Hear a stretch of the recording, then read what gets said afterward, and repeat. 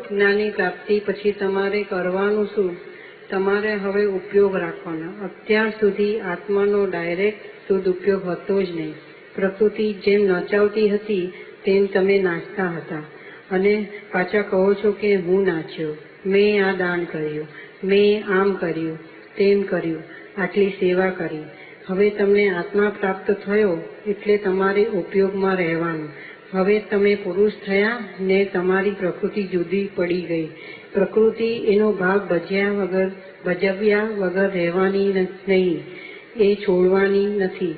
અને તમારે પુરુષે પુરુષાર્થમાં રહેવાનું, એટલે કે પુરુષે પુરુષાર્થ કરવાનો. જ્ઞાની પુરુષે આજ્ઞા આપી હોય તેમાં રહેવાનું, ઉપયોગમાં રહેવાનું.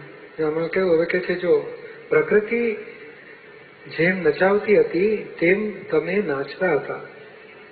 પ્રકૃતિ મંગળદાસ કુદાકુદ કરે ને પોતે કે હું નાચ્યો અને પછી મેં આમ કર્યું, મેં દાન કર્યું, મેં તેમ કર્યું, મેં આટલી સેવા કરી. હવે આ બધું શું તો કે એ મિકેનિકલમાં ગયા. હવે તમે શુદ્ધાત્મા થયા, તમારે ઉપયોગમાં રહેવાનું. હવે કેવી રીતે રહેવાનું? તો આની અપોઝિટમાં કે સેવા કરનારો કોણ છે, હું કોણ છું, એ જાગૃતિ મારો. સેવા કયા આધારે થઈ અને હું કોણ છું, દાન કયા આધારે થયું અને હું કોણ છું. તો કે એવું રહેવું એ નામ શુદ્ધ ઉપયોગ. એટલે પોતાની જાતની જાગૃતિમાં રહેવું. અને આપણે વધારે દાદા બહુ સ્પષ્ટ કરી આપે છે કે પુરુષે પુરુષાર્થમાં રહેવું એટલે શું? કે જ્ઞાની પુરુષે આજ્ઞા આપી હોય તેમાં રહેવાનું. ત્યાં ફાઇન છે, સંભાવે નિકાલ કરશે, બન્યું એ વ્યવસ્થિત. આ રિલેટિવ કરે છે, હું રિયલ છું, જુદો છું. પણ 5 આજ્ઞામાં રહ્યા તો એ આપણો ઉપયોગ પૂર્વકમાં આવીએ છીએ આપણે. અને 5 આજ્ઞા ચૂક્યા અને પછી પાછું ગોઠવું તો ધીમે ધીમે આપણે એ જાગૃતિ રહેશે તો પાછું ઉપયોગમાં આવી શકીશું. પછી ઉપયોગ એટલે શું? આમ બહાર નીકળ્યા ને આમ ગધેડા જતા હોય, કૂતરા જતા હોય, બિલાડા જતા હોય ને આપણે જોઈએ નહીં ને એમને એમ ચાલ્યા કરીએ તો આપણો ઉપયોગ નકામો ગયો કહેવાય. એમાં તો ઉપયોગ દઈને તેમાં આત્મા જોતા જોતા જઈએ તો એ શુદ્ધ ઉપયોગ કહેવાય. આવો શુદ્ધ ઉપયોગ 1 કલાક જો રાખે એને ઇન્દ્રનો અવતાર આવે એટલી બધી કિંમતી વસ્તુ છે એ. બોલો, 1 કલાક હવે શુદ્ધ ઉપયોગ રાખે તો ઇન્દ્રનો અવતાર આવે.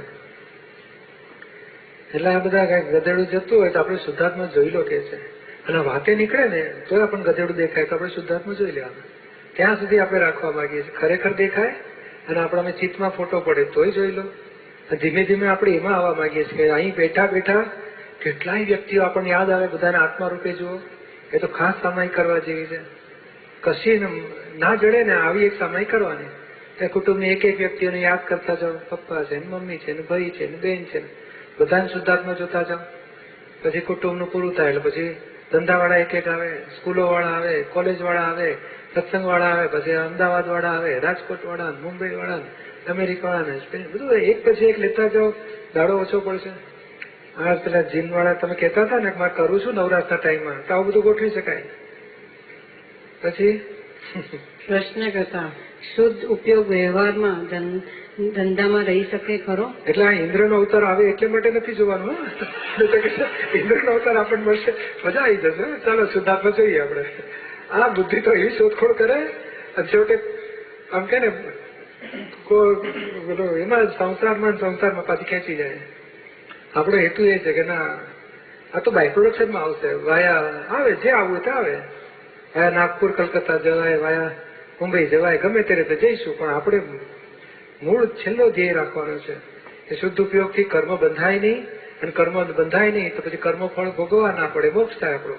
એટલે માટે શુદ્ધ ઉપયોગમાં રહેવાનું છે. પછી દાદાશ્રી વ્યવહારને ને શુદ્ધ ઉપયોગને લેવા દેવા જ નથી. ધંધો કરતો હોય કે ગમે તે કરતો હોય, પણ સ્વરૂપનું જ્ઞાન પ્રાપ્ત કર્યા પછી, પોતે પુરુષ થયા પછી શુદ્ધ ઉપયોગ થાય. સ્વરૂપ જ્ઞાનની પ્રાપ્તિ પહેલા કોઈને શુદ્ધ ઉપયોગ થાય નહીં. હવે તમે શુદ્ધ ઉપયોગ કરી શકો. Page number 109. દાદા પ્રશ્ન કરતા એટલે ગધેડાને આપણે પરમાત્મા તરીકે જોઈએ, પરમાત્મા માનીએ તો? હા, બધું પ્રશ્ન તો ઉભો થાય ને. દાદા શું કે છે? દાદાશ્રી, ના ના, પરમાત્મા માનવાના નહીં. પરમાત્મા તો મય બેઠા છે તે પરમાત્મા, અને બહાર બેઠો છે એ ગધેડો છે. એ ગધેડા ઉપર આપણે ગુણી મૂકીને અને મહિલા પરમાત્મા જોઈને ચાલવાનું. અને એને વાંધો નથી, એ ગુણી મૂકો ને એટલે નિરાંતે ચાલતો ચાલતો પહોંચ, અહીંથી એક લાત કરવાની એટલે ડેસ્ટિનેશન પાસે જતો રહે. રસ્તામાં કાગળિયા અને પાંદડા ચાલતો ચાલતો જાય, મસ્તીમાં જતો હે.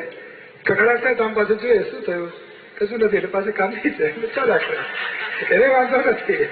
વાંધો આપણે શુદ્ધાત્મા જોવાનું ચૂકીએ છીએ એ વાંધો છે. એને એમ નથી કે મારી પર ગુણો કેમ મૂકો છો, એને કહે આપણો વાત છે ભાઈ, આપણે તો જવાના, ખાતા ખાતા જવાના અને પહોંચવાના. ત્યાંથી પેલો કંઈક મોકલે ગોળી બળી ખાલી બધી એમ ટપ્પો મારે એટલે પેલો જઈને પાછું ત્યાં પહોંચી ગયો. અને ફ્રી ઓફ કોસ્ટ બધી હોટલ બોટલ હોય નહીં એટલે રસ્તામાં ચરી ખાય પેલો. પછી વહુમાં પરમાત્મા જોઈને વ્યવહાર રાખવાનો, નહીં તો બાયડી પરણેલા હોય તે શું ત્યારે બાવા થઈ જાય? આ જુવાન છોકરાઓ શું બાવા થઈ જાય? ના ના, બાવા થવાનું નથી. મહી ભગવાન જુએ. ભગવાન શું કહે છે? મારા દર્શન કરો, મને બીજી કઈ પીડા નથી, મને કઈ વાંધો નથી. વ્યવહારમાં વર્તે છે તેમાં તમે મને જુઓ, શુદ્ધ ઉપયોગ રાખો. કેટલું સિમ્પલ થઈ ગયું. પેકિંગ જુઓ અને શુદ્ધાત્મા જુઓ. પેકિંગમાં તો વ્યવહારમાં વર્તે છે એમાં મને જુઓ કે છે, બસ. બીજી કઈ ભગવાનને પડી નથી. એટલે કે હું બોસ છું ને આસિસ્ટન્ટ આમ રહેવું જોઈએ, એ વ્યવહારમાં કઈ વાંધો નથી. તમે ડ્રામા પૂરો કરો, એને આત્મા રૂપે જુઓ ને તમે આત્મા રૂપે રોકે છે. પછી પ્રશ્ન કરતા, પેકિંગને પીડા થાય તેનું શું? દાદાશ્રી, એ પીડા કોઈને થતી નથી. ગધેડા ઉપર ગુણી મૂકો તો એને પીડા નથી થતી, અને ના મૂકો તો એ પીડા નથી થતી. ગધેડાને તો અમે બહુ સારી રીતે ઓળખીએ. અમે કોન્ટ્રાક્ટનો ધંધો કરીએ એટલે અમારે ત્યાં બસે ગધેડા કામ કરવા આવે. બેન સિમેન્ટની ગુણી ઉચકવાની, રેતીઓ ઉચકવાની બધું કામ કરતા જ હોય. દાદા નિરીક્ષણ કરે શુદ્ધાત્મા જોઈને. પછી આમ કાન પાડી દે એટલે અમે સમજીએ કે આટલું બધું વજન ઉચક્યું છે તોય પણ એની મસ્તીમાં જ છે. એની મસ્તી એ જાણે, તમને શી ખબર પડે તે? આપણને ના ખબર પડે. એ ઓળખે દાદાને. એકચ્યુઅલી પ્રાણીઓની પ્રકૃતિ ઉપર તો દાદાનું બહુ મોટું ચેપ્ટર છે. એટલી બધી વાતો છે ને, આ ચોપડીઓ ભરાય એટલી વાતો છે. એમણે ઓબ્ઝર્વેશન એટલા બધા કર્યા છે અને એક એક વસ્તુ ખુલ્લી કરી છે. આ તો આખો દિવસ બોલો 6:30 થી ચાલ્યા કરે એમની, 11:30 12 વાગ્યા સુધી ચાલતું હોય સત્સંગ. રેકોર્ડિંગ થયા જ કર્યું છે. એટલી બધી વાતો ખુલ્લી કરી છે એમણે. પછી